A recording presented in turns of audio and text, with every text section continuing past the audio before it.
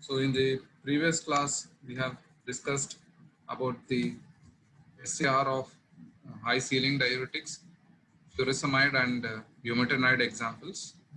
So in today's class, we will check out the uses and then next part of the different diuretic agents.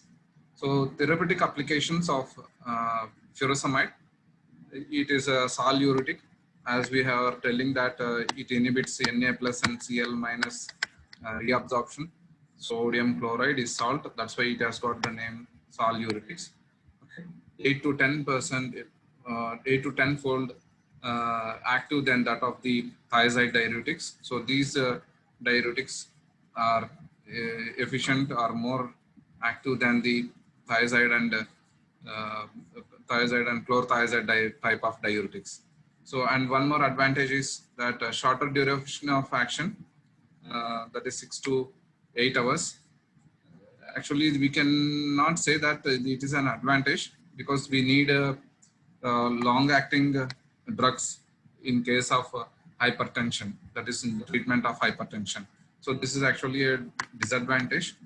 Then furosemide causes marked excretion of sodium, then chloride, potassium, calcium, magnesium, and bicarbonate ions. So due to this, uh, the side effects are mainly seen. So that is hypokalemia is seen because excessive excretion of the potassium, then hyperchloremia, then hypochloremia, then hypocalcemia, hypomagnesemia. Okay, so because all hypo conditions are generated due to the excessive excretion of these positive and negatively charged ions.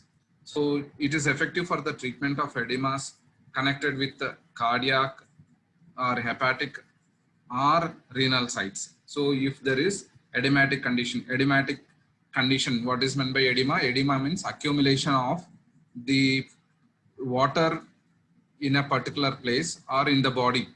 Okay, excessive accumulation of water. Okay, so either edematic condition of the heart, that is cardiac, edematic condition of the hepatic or the liver or renal sites, then you can use these high saline diuretics. Then they are also used in the treatment of hypertension. So most commonly they are used in the treatment of hypertension. And apart from that, you also can treat the edematic conditions of heart, then liver and the kidneys. Then adverse effects, as I told you that because of excretion of excessive electrolytes, sodium, potassium, calcium, magnesium, and negatively charged ions like chlorides and bicarbonates. So hypo conditions are seen. So that is only the adverse effects here. So hypokalemia, hyperuricemia. Hyperuricemia here is excessive retention of uric acid levels. So that's why you are getting this hyperuricemia. Then glucose intolerance, increased serum lipid levels, ototoxicity, and gastrointestinal side effects are the few side effects seen with the high ceiling diuretics. Apart from that, we also know that there is a sulfonamide functional group attached to these drugs. That's why hypersensitivity reactions can be expected. In not in all, maybe in few patients. So you must be careful to check with this hypersensitivity reaction because of the presence of sulfonamide moiety.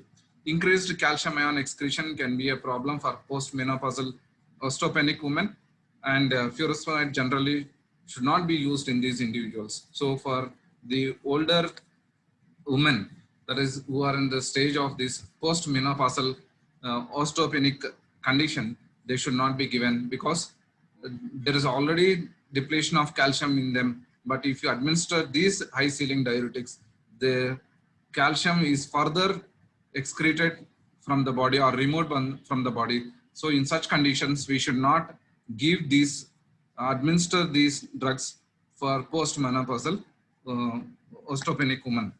Then the next drug is the that is ithacrinic acid. So this is the structure of ethacrynic acid, a benzene ring, or you can say phenoxy derivative, then dichloro, that is ortho to each other, chlorine substitutions are present, okay, and then the acidic group, and then the other remaining part, okay. So this is called as ethacrynic acid. So phenoxyacidic acid derivative is the ethacrynic acid. The prototype in this class, that is in the phenoxyacetic acid derivatives, ethacrynic acid is the one of the representative molecule. Coming to the SAR, optimum diuretic activity was obtained when oxyacetic acid group was positioned para to alpha beta unsaturated carbonyl group or other sulfhydryl reactive groups. So this is the oxyacetic acid group. This is oxyacetic acid group, and you have the alpha beta unsaturated group here. So they both must be para to each other. Then only the activity is seen. So there, these oxyacetic acid must be para to alpha beta unsaturated, or if any sulfhydryl group is present at this particular position. Then coming to the next point of SAR, chloro or methyl groups were replaced at second or third position of the phenyl ring. So you can have the either chloro group substituted at this second and third group. So if you say this is 1, then 2 and 3 and 4, like that. So you can have chloro groups or the methyl groups can be present at this particular position. Then hydrogen atoms on the terminal alkene carbon provided maximum reactivity. So highest reactivity or highest activity was seen when the terminal alkene has the hydrogen. So this alkene is also important for the activity. So highest CH2, these hydrogens are played important role for the diuretic activity. Then mechanism of action. This is similar to the other high ceiling diuretics which inhibit Na plus K plus Cl minus syn-POTR in the ascending loop of Henle, and which promotes the diuresis.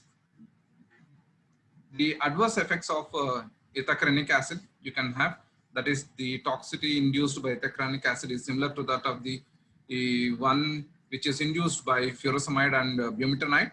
So ethacrynic acid not only widely used because it induces a greater incidence of ototoxicity and more serious gastrointestinal effects than those of the furosemide or bumetanide. That's why it is not widely used, because of the greater side effects or greater intensity of the side effects than furosemide and bumetanide. As a diuretic, ethacrynic acid can cause frequent urination, but this usually resolves after taking the drug for a few weeks. And then who are tolerable to these side effects, then in such patients you can give this ethacrynic acid. So ethacrynic acid can also cause low potassium levels, that is hypokalemia, which is also the similar side effect is seen in furosemide and bumetanide, which may manifest as muscle cramps or weakness. Then it also been known to cause reversible or permanent hearing loss, ototoxicity. Loss of hearing is called as ototoxicity, and also it has got the effect on liver. Liver damage can occur because of the usage of ethacrynic acid. And oral administration, it produces diarrhea. Other side effects are lesser intense ones are the diarrhea. Intestinal bleeding may occur at higher doses. These are the side effects of the or adverse effects of ethacrynic acid. So if the initial symptoms like allergic reactions, difficulty in breathing, then swelling of face, lips, tongue or throat are there, then you should immediately call to the doctor and or consult the doctor. So stop using ethacrynic acid and call your doctor at once if you have any serious side effects like dry mouth, thirst, nausea, vomiting, feeling weakness, drowsy, restlessness, lightheaded, fast or uneven heartbeat, muscle pain or weakness, easy bruising or bleeding, unusual weakness, fever, chills, body aches or flu. So if you have any of these adverse effects or side effects, please consult the doctor immediately and stop using the drug. Then the other category of the diuretic agents is potassium sparing diuretics. So these potassium sparing diuretics are also called as, or otherwise named as, mineralocorticoid receptor antagonists, or they are also called as anti-hormone diuretics. So this is the hormone which is responsible for retention of these uh, water in the body is the aldosterone. Okay, so then the mechanism of all these drugs is inhibition of this hormone to its receptor. Okay, so when this hormone is not going to act at the principal cells of the tubules, then the excretion of salt and water is disturbed. So here, adrenal cortex mineralocorticoid is the aldosterone, and that's why it has got the name as mineralocorticoid receptor antagonist. That is aldosterone's inhibitors. That is antagonists. Promotes salt and water retention and potassium and hydrogen ion excretion. Okay. So what it does is it promotes salt and water retention in the body, and at the same time excretion of hydrogen ion and the potassium ions. Okay, and the it is 30,000 fold that of hydrocortisone, and a substance that antagonizes the effects of aldosterone can be a good diuretic agent. Spironolactone is the example of this mineralocorticosteroid or mineralocorticoid receptor antagonist. So the drug is spironolactone, which is acting as an antagonist for the aldosterone. It has activity on the that is, it competitively inhibit the binding of aldosterone to its receptor, that is which is present on the principal cells. So competitive antagonist to the mineralocorticoid, that is this, such as the aldosterone. So this is the structure of spironolactone. Okay. So coming to the its action, receptor is an intracellular protein that can bind aldosterone. So it is present on the principal cells. Spironolactone binds to the receptor and competitively inhibits the aldosterone to the receptor, binding of the aldosterone to the receptor. The inability of the aldosterone to bind to its receptor prevents the reabsorption of sodium and chloride ions and the associated water, thereby which induces diuresis. Then the most important site of these receptors is in the late distal convoluted tubule and collecting duct. So this is the distal convoluted tubule, and the collecting duct is the site where this spironolactone can act. So here, coming to the metabolism. So important, this is one more important question, right? For the GPAT one, the spironolactone, okay, is converted into the candrinone, which is the active form of this drug. So here, the candrinone can be associated, or it can form a salt form also, which is called as candrinoate. So it is called as, the salt form is called as the candrinoate.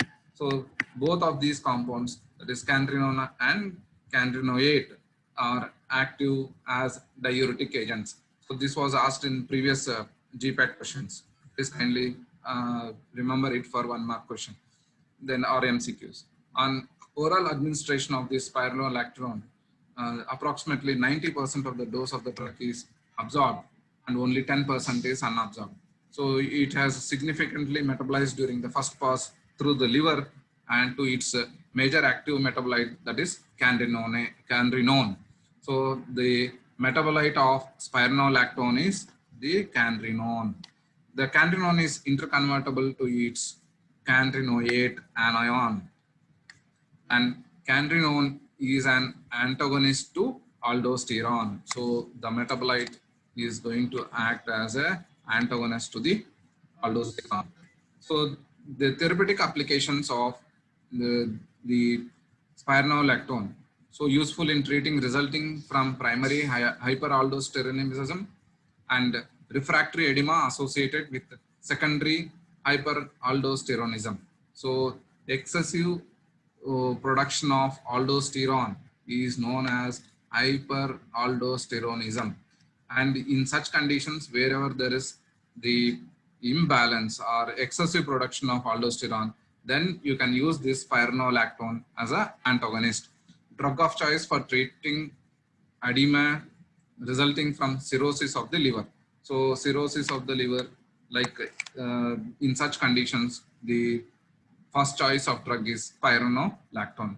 Co-administration with the potassium depleting diuretics. So in most of the cases, that is high ceiling diuretics we have seen, the then furosemide, bumetanide, then ethacrenic acid, then diuretics. So in all these conditions, there is hypokalemic condition is seen.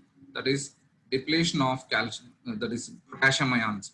So if you co-administer with the depleting diuretics, then to some extent you can prevent or treat diuretic induced hypokalemia. So in the examination for the GPAT or in the exams of the GPAT or the MCQs, they may ask you why spironolactone is given along with the potassium, that is the depleting diuretic. That is these category, that is the mineralocorticoid antagonist spironolactone is also called as potassium sparing diuretic. In all the much of the diuretic agents, you see hypokalemic condition, but you don't see such condition in case of the spironolactone if it is used as a diuretic agent. That's why if you have for better control of the hypertension, if you want to co-administer more than one drug, then spironolactone can be co-administered with this is spironolactone, which is a potassium sparing diuretic, can be given in combination with those diuretic agents which have the ability to excrete more amount of the potassium, and which we can prevent hypokalemic condition. Then moving to the next part. So what are the possible side effects of spironolactone? So these things are most commonly as that of the previous ethacrenic acid and all. So if you are feeling some side effects, then you should stop using these drugs. Like if you have condition like numbness, tingling feeling, muscle pain or weakness, slow or fast or uneven heartbeat, feeling drowsy, restlessness, lightheadedness, urinating less than the usual or not at all, then shallow breathing. So in such conditions, you have to immediately stop the drug and then consult the doctor. So hyperkalemia, which can be fatal, excessive amounts of potassium accumulation in the body is called as hyperkalemia. See, in all other categories, the side effect was hypokalemia. But with this spironolactone, which is called as a potassium sparing diuretic, the effect is hyperkalemia, that is higher amounts of potassium levels are retained in the body, which can be harmful or even fatal, means death can also occur. May cause hypersensitivity reactions, that is gastrointestinal disturbances. Apart from that, peptic ulcers, gynecomastia, so decreased libido and impotence. So please remember that gynecomastia is one of the side effects, adverse effects of spironolactone. This is commonly asked, which of the following drug has got the gynecomastia? Please, this is one important thing that you must remember. And here it is hyperkalemia, because all of the drugs are hypokalemic, but whereas the spironolactone is hyperkalemic in nature. Then the other category, that is those compounds which act as a plug at the channels, that is the sodium channels. Then in that category we have one drug, that is we are calling them as which plug the sodium channels. So it is the amiloride. So it is a potassium sparing diuretic, first approved for use in 1967, used in the management of hypertension and congestive heart failure. So it belongs to aminopyrazines. So it is again a GPAT MCQ question. The amiloride belongs to which class of compounds? Aminopyrazines, then thiazide or phenoxyacetic acid derivatives, like that. So aminopyrazines, these amiloride belongs to the aminopyrazine class of diuretic agents. Then coming to the mechanism of action, as I was telling you before, now amiloride works by directly blocking the epithelial sodium channel, thereby inhibiting the sodium reabsorption in the late distal convoluted tubules, connecting tubule, then collecting ducts in the kidneys. So this mechanism is also same for triamterene. This promotes the loss of sodium and water from the body, but without depleting the potassium ions. So no hypokalemic condition is seen. This drug is often used in conjunction with thiazide or coamiloride, example amiloride, or loop diuretics, that is amlofurus. Due to this potassium sparing capacities, hyperkalemia, high blood potassium levels are occasionally observed in patients taking amiloride.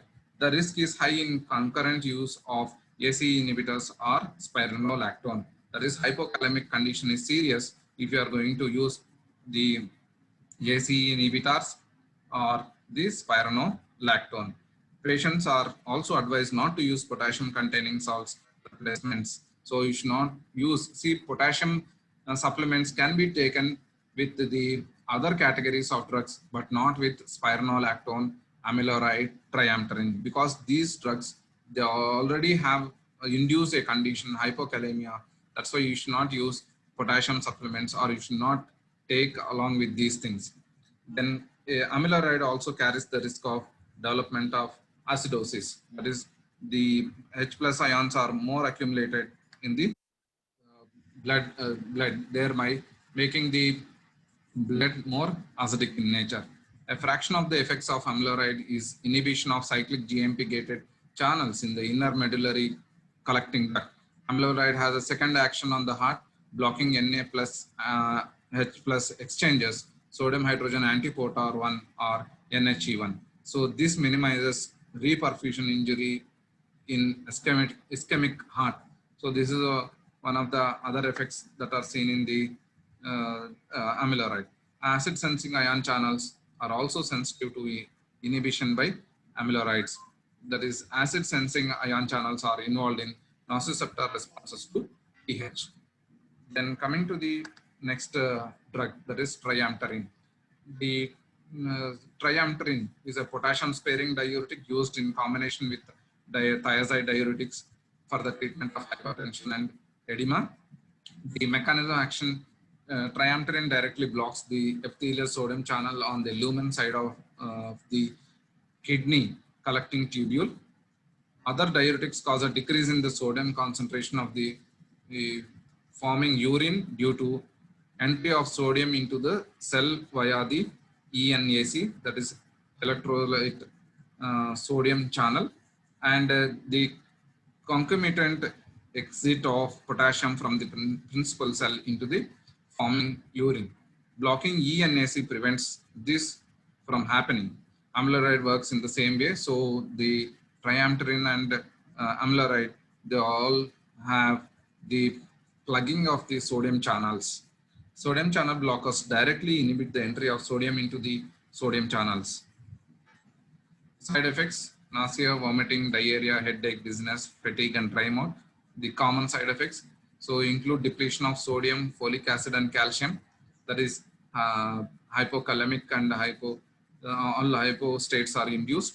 Then serious side effects may include heart palpitations, tingling, numbness, fever, chills, sore throat, rash, and back pain.